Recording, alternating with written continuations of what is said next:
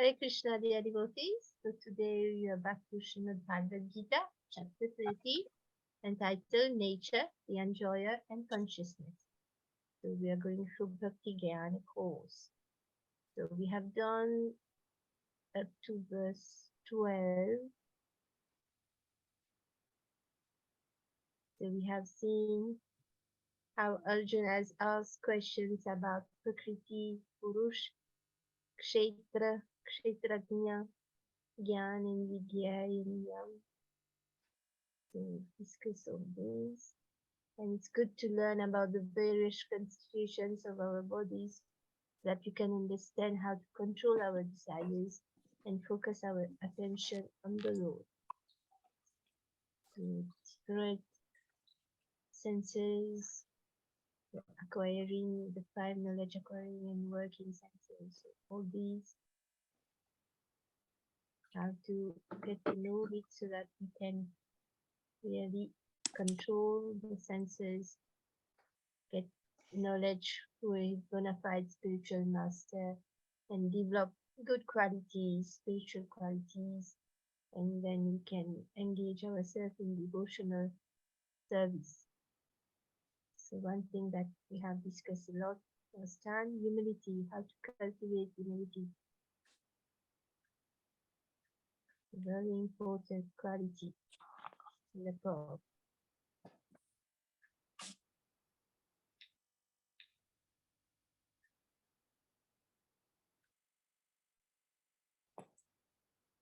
And now to do text 30. Okay, Sitaram Prabhu, would you like to do the Sanskrit verse?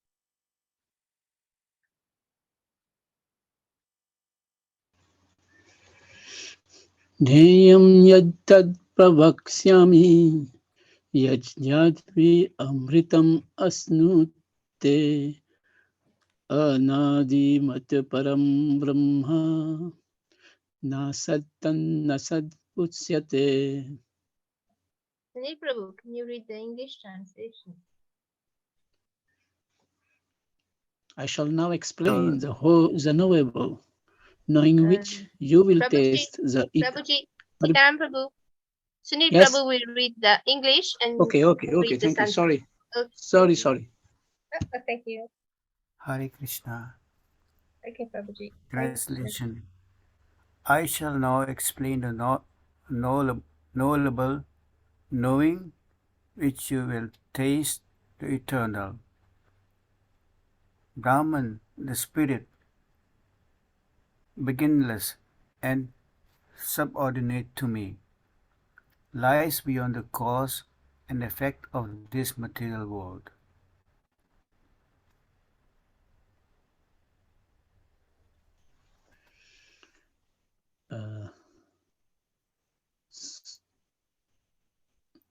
Sarvendriya Gunadbha. It's good, Mataji? No, text 14. 14. Sarvataha pani padam tat sarvatu sri siru mukham sarvataha smrutimal loke sarvam avritya tisthati. Translation.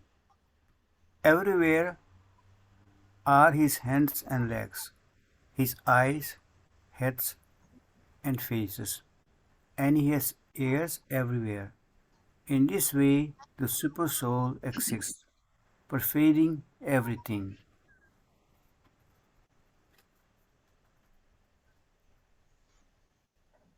Sarvendriya gunabhasam sarvendriya vivarjitam asaktam sarvabhrik chaiva nirgunam guna bhoktra. Translation. The Super Soul is the original source of all senses, yet he is without senses. He is unattached, although he is the maintainer of all living beings.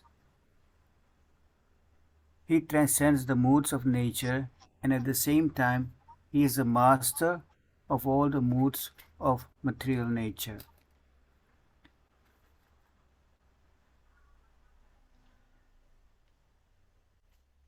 Bahirantasya bhutanam acharam charam eva cha suksmat vahattat abhigeyam durastham chandike cha tat. Translation. The Supreme Truth exists outside and inside of all living beings, the moving and the non-moving, because he is subtle. He is beyond the power of all the material senses to see or to know. Although far, far away, he is also near to all.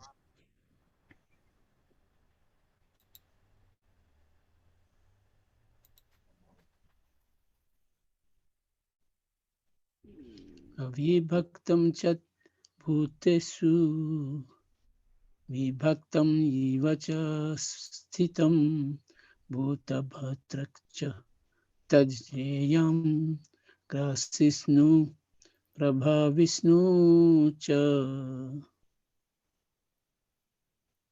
Although the Supersoul appears to be divided among all beings, he is never divided. He is situated at one. Although he is the maintainer of every living entity, it is to be understood that he endeavors and develops all.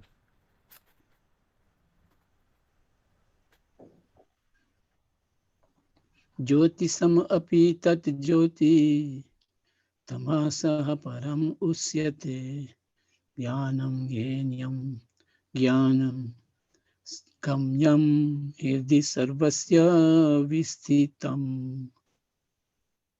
He is the source of light in all luminous objects. He is beyond the darkness of matter and is unmanifested. He is knowledge. He is the object of knowledge and he is the goal of knowledge. He is situated in everyone's heart. Iti setram tatha jnanam yam chuktam samasataha mad madbhakta etad vignana madbhavat yopapadyate. Thus, the field of activities, the body, knowledge, and the noble have been summarily described by me. Only my devotees can understand this thoroughly and thus attain to my nature. Okay. Summary of verses 13 to 19. Having described the kshetrajna, jnanam, Krishna now describes jnayam, the object of knowledge. The purpose of knowledge is to realize the soul and the super soul, who are eternally individual but at the same time intimately connected. It is the prerogative of the soul to understand the super soul, but the super soul is sometimes described as avijnayam or unknowable. How to reconcile this? Empirical researchers who try to fathom the supreme using mundane logic and material sense perception are invariably baffled, and the supersoul within remains unknowable to them. However, those who approach the subject matter with a proper attitude, ready and willing to gain insight through the eyes of great teachers, can surely realize the supersoul, the object of all knowledge. Lesson 54. Understanding the difference between the soul and the soul. So the soul, the soul of living and the living entities are known as jiva, infinite, infinitesimally small, anu. The size of the soul is 1/10,000 the size of the tip of the hair. Cognizance of one's own body, the individual knower. The soul is secondary proprietor for one body. Analogy: citizen as the proprietor of one land. The soul is the secondary controller of senses. Analogy. Citizens are the secondary controllers of activity. The soul is fireable, a loving servitor, subordinate. Innumerable living entities exist. Whereas the super soul is God as maintainer, known as Paramatma. The super soul is infinite, Vibhu, compared to the soul, which is very, very small. Cognizant, the super soul is cognizant of everyone and everything. While the super soul can, while the soul can only know its own body, the super soul can know everything, everyone. The super soul is supreme proprietor of all bodies.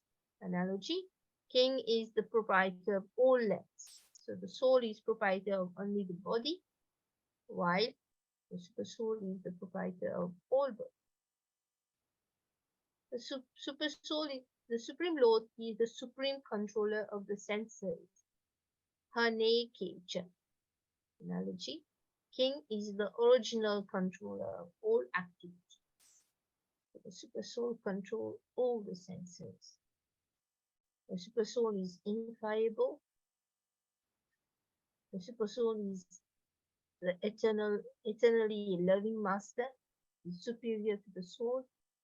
And through the super soul, though the super soul is in the heart of every living entity, within every atom, still there is only one super soul. So he exists in every living entity, within every atom, but yet there is only one super soul.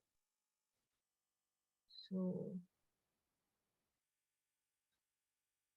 these are differences between the soul and the super soul.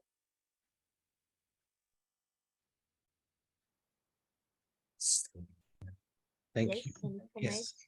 I think that was good. It's quite thorough to understand the difference between us and God, especially the Lord that has expanded to be with us. And his role is threesome. One is to guide us, another is to protect us, and the third is to witness our activities. So he performs those three, at least those three fundamental, main things, and then the rest he will. There are other things as well that he fulfills, like the desires of the soul, etc., etc. But it's important to understand the super soul is different from who we are, and although he's so close, we may not be able to. We can't perceive him due to our association with material nature, our lack of purity, humility, etc. But at some point in our spiritual journey, there will come time when we'll become conscious of the super soul. So, and how he is always guiding and protecting us. Nanibin, anything you'd like to share?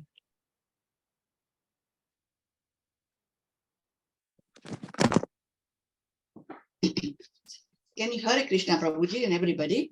Hare Krishna. Yes. How I thought the super soul, inner soul and the super soul, like two birds on a tree. Yeah. The super soul is waiting for the soul to look at him, but I didn't know that super soul in a living entity, it guides and supervises. Supervision is yes. How does it guide us? How does it guide us? Yes, good question. When the soul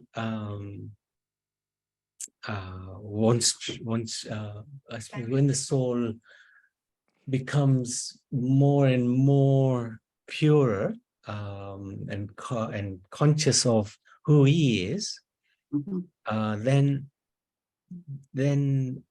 he will naturally turn towards the super soul. And the super soul's one of its three main activities are to witness, guide, and protect. So the super soul will guide that soul from within. So from within, he will, like Srila Prabhupada, he was guided from within because of his complete dedication to the Supreme. So whatever he did was perfect. And because he was always guided. Well, he always had the blessings of his guru, but he was also under the shelter of the Supreme. So Super Soul, although he's very far away, like one of the verses said, he's also very, very close. Mm. Yeah.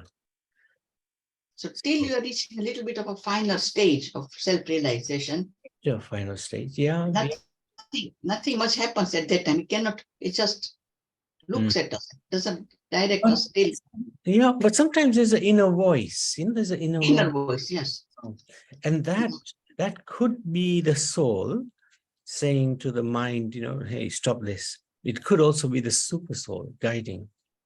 So that little voice in our head, occasionally coming through saying, hey, watch out or do this. That could well be the super soul. I mean, we sometimes, we don't have the clarity of thinking and clarity of purity to really discern whether this is who's actually that little voice. Is it is it our soul saying to us, hey, careful of the mind, or is it the super soul? But it can be the super soul. Yeah. It's guiding us inner voice. So sometimes we think that why things are happening by chance or our sixth sense. I think this is all perhaps super soul guiding us. Correct. That's right. And another thing is that super soul, even though it's infinite number of atoms, but there's only one super soul, isn't it? And that is Kshirodakshay Vishnu, only one. Vishnu. That's it. Although there he's expanded into everybody, yet he's only one. So he knows everybody. He knows everything because he's only one. But he expands himself into every living entity. Correct. So he knows everybody, whereas the soul only knows a little bit about its current body. We don't even fully understand this body, let alone, other bodies. But the difference is the super soul knows everybody because he's with everybody. But yet, he's one. This is one of the inconceivable natures of the Lord. Yeah, it's the last point here, which Karuna read. Yes. Yeah. Thank you, Prabhu. Thank you. Anything you'd like to share, Karuna, to those points? Only if we try to understand the potential or the incredible way of expanding the Lord is incredible. It's how can we really try to understand this with our mundane mind? Yeah. How can one be at the same time everywhere, but it's still only one thing, only one soul, one super soul. But it just gives us this magnanimity of the Lord. He's the Lord. He can do everything. He can do anything he wants. Yeah. Yeah. Indeed. He's extraordinary. But it is hard to, if we try to put our little mind and try to understand it, it's just impossible. It's not going to be possible. So sometimes we have to take things on faith, not blindly. We don't just accept anything on faith. But when it comes from Guru Sadhu Shastra, then, we still give it a good thinking. We still try to make sure, hang on, we still want to question it. We still want to, even if it comes from Guru Sadhu Shastra, we're still going to question it. But because it comes from Guru Sadhu Shastra, we know it's got weight. But we're still not going to blindly accept anything. We're going to try to understand it. Try to understand it as best as we can, but not blindly accept anything. Blind faith is not a good thing, because blind faith can be very easily shaken by somebody else. When you got a little bit more deeper faith, then nothing can, nothing can shake you, nothing can disturb your faith. Whereas blind faith can be very easily be displaced by somebody, by anybody. So questioning is always very good. As Babaji once said, I'm just thinking of my friends at school, trying to convince them that this is Bhagavad Gita. Everything that is being said in Bhagavad Gita, Lord has said it himself. So this is what you should be taking care of. Other bogus gurus, they can say anything, but from which scriptures all these are coming? So very difficult for them to understand or accept. Yeah, Yes. so Yes. there are so many gurus, so-called gurus, they just invent things and then they got followers and okay, they are doing it. Yeah, but you can pray to the super soul and please, super soul, please make them Thank hear you. it more and accept it. Yeah, Yeah. very true. Very true. Because all we want to do is help somebody on their journey to the Supreme, especially when somebody close to us or somebody who we think is is dear to us, and we want them to advance. But at the end of the day, we have to understand it's in the hands of the Lord and and the person concerned. We can sort of guide or try to help. Best way perhaps is to give prashad, and then at some point there'll be a change. Or a book. A book is good, Prabhupada's books, and then eventually, hopefully, there'll be some change. But we sort of have to take a back step and say, okay, my dear Lord, it's up to you. I've done my bit. Now, if you want to show your mercy upon them, please do so. So.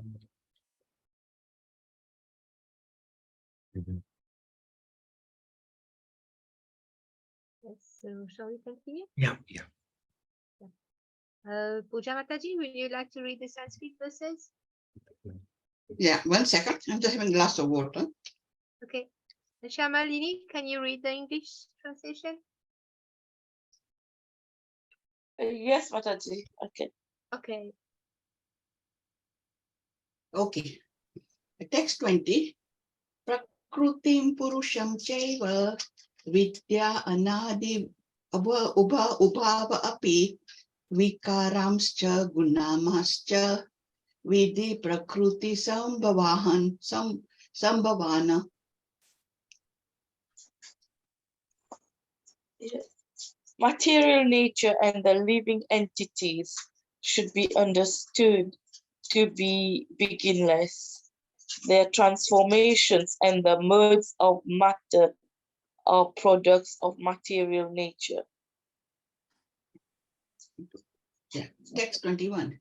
Karya karana kartatve hetu prakrutir uchyate purushaha sukha dukha nama bhoktartve hetur uchyate. Nature is said to be the cause of all material causes and effects, whereas the living entity is the cause of the various sufferings and enjoyments in this world. Text 22. Purushaha prakruti stohi bhukte prakruti jana gunana karanam guna sangosya sad asad yoni janmasu. The living entity in material nature thus follows the ways of life enjoying the free moods of nature. This is due to his association with that material nature. Thus he meets with good and evil among various species. Text 23. Text 23. Upadrastano stano mantacha bharta bhokta maheshwaraha parma parman parmatmeti chapya yukto dehesmin purushaha paraha. Yet in this body there's another, a transcendental enjoyer, who is the Lord, the supreme proprietor, who exists as the overseer and permitter, and who is known as the supersoul. Text 24. Ya etam vetti purusham prakrutim cha gune saha sarvatha vartamanopi nasa bhuyo vijayate. One who understands this philosophy concerning material nature, the living entity, and the interaction of the modes of nature, is sure to attain liberation. He will not take birth here again, regardless of his present position. Text 25. Dhyanenatmani pashyanti kechid atmana anye sankhyayena yogena karma yogena chapare. Some perceive the super soul within themselves through meditation, others through the cultivation of knowledge, and still others through working without fruitive desires. Text 26. Amyetva eva ajanantaha strutva nebhaya upasate tepi chatir antar tepi chatir taranti eva. Sorry about that. Mrutyum shruti parayanaha. Again, there are those who, although not conversant in spiritual knowledge, begin to worship the Supreme Person upon hearing about him from others. Because of their tendency to hear from authorities, they also transcend the path of birth and death. Text 27. Yavat sanjate kinchit swattam sthavar jangamam kshetragna samyogata tadvitti bharatarsha sabha. O chief of the Bharatas, know that whatever you see in existence, both the moving and the non-moving, is only a combination of the field of activities and the knower of the field. Text 28. Samam sarveshu bhuteshu tisthantam parameshwaram vinasyastva avinashyantam ya pashyanti sa pashyati. One who sees the super soul accompanying the individual soul in all bodies, and who understands that neither the soul nor the super soul within the destructible body is ever destroyed, actually sees. Text 29. Samam pashyanhi sarvatra samava stitam ishwaram nahinasta atmanam tato yati param gatim. One who sees the super soul equally present everywhere in every living being does not degrade himself by his mind. But he approaches the transcendental destination. Text 30. Prakrutiva cha karmani kriyamanani sarvashah yaha pashyati tathatmanam akaratmasa pashyati. One who can see that all activities are performed by the body, which is created of material nature, and sees that the self does nothing, actually sees. Text 31. Yada bhuta prahagpavam ekastham anupashyati tat eva cha vistaram brahma sampadyate tada. When a sensible man ceases to see different identities due to different material bodies, and he sees how beings are expanded everywhere, he attains to the Brahman conception. Text 32. Anaditvam nirguna tvata paramatma mayam avyayah sharir sopi konteya na karoti na lipyate. Those with the vision of eternity can see that the imperishable soul is transcendental, eternal, and beyond the modes of nature. Despite contact with the material body, O Arjuna, the soul neither does anything nor is entangled. Text 33. Yatha sarvagatam saukyam yada akasham no lipyate sarvatra vasishto dehe tathatmano palipyate. The sky, due to its subtle nature, does not mix with anything, although it is all pervading. Similarly, the soul situated in Brahman vision does not mix with the body, though situated in that body.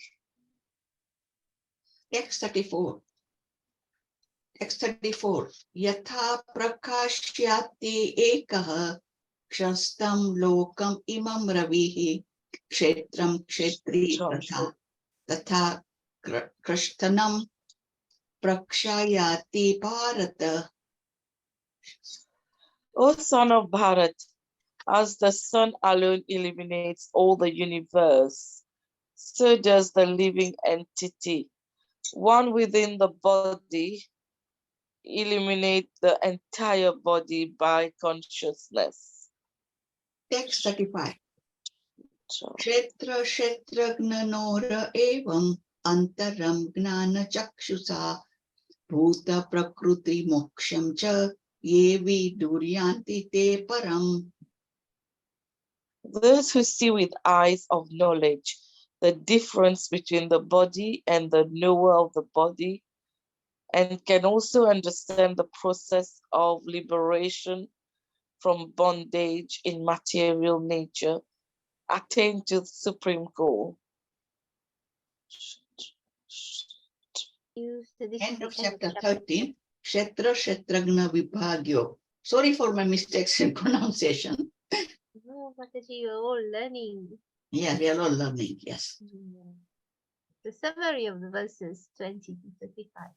The chapter concludes with the descriptions of the final two terms, Prakriti and Purush. The conditioned soul desires to control and enjoy matter, Prakriti. And it is this enjoying spirit that binds him to the material world. The supersoul, however, is the actual enjoyer, Purush, and everything material nature and the individual souls is ultimately meant for his enjoyment.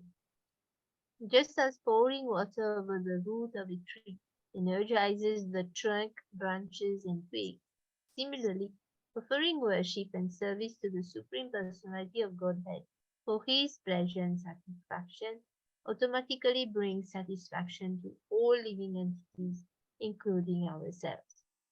So lesson 55. By practicing bhakti, we try to elevate our consciousness. So very important to have this knowledge, to understand it, and try to engage ourselves in not we try not to engage ourselves in material enjoyment, but in fact we try to engage ourselves in devotional service so that we can please the Lord, and this we can get satisfaction from. So this is consequences of our act. Those who eat non-veg, so they become animal. Those who like to sleep, they become a bear. Those who like eating tamagumi things become pig.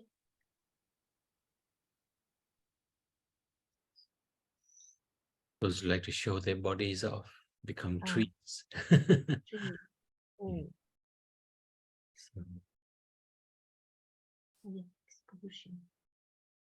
so consciousness is very important. And interestingly, the title of this chapter, one of the words is consciousness. So we got a material consciousness, so we're in the material world, and we'll stay in the material world until that consciousness changes. So,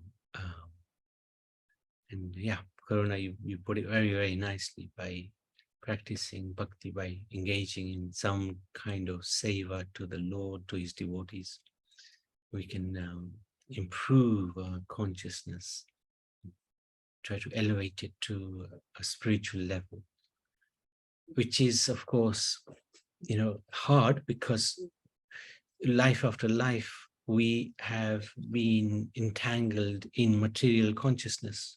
So to suddenly change it is quite an ask. But if we can try to dovetail everything we're doing, turning it from material to spiritual, then it is possible. So we're doing the same thing. We're cooking, for example. We're cooking to eat. So we don't stop the act of cooking.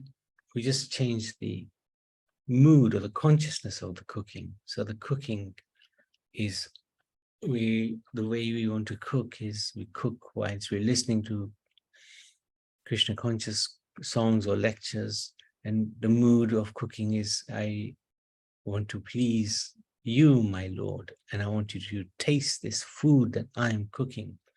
So I will offer this food to you after I've cooked. And that's what we do. We cook it, we offer it. So we're doing the same act, same from an outside point of view, it's exactly the same. But we've changed it from material conscious to spiritual conscious. So if we can dovetail everything we do in that mood, slowly, then eventually we will increase our spiritual consciousness, and by this, effectively by performing bhakti.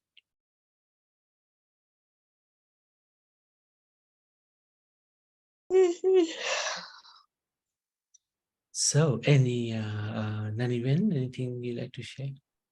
Yeah, no, this section is a little bit clearer between the soul and the super soul. Yeah. And the lesson is important as well, that by practicing bhakti, we try to elevate our consciousness. Yeah.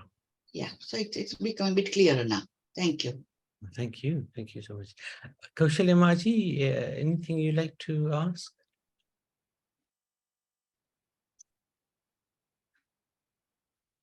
Oh, Shyam, is everything else? Yes, Prabhu, there was that sentence where it says it's the body that does everything, not the soul, if I'm not mistaken. So I can't remember. Was that in one of the verses? Yes.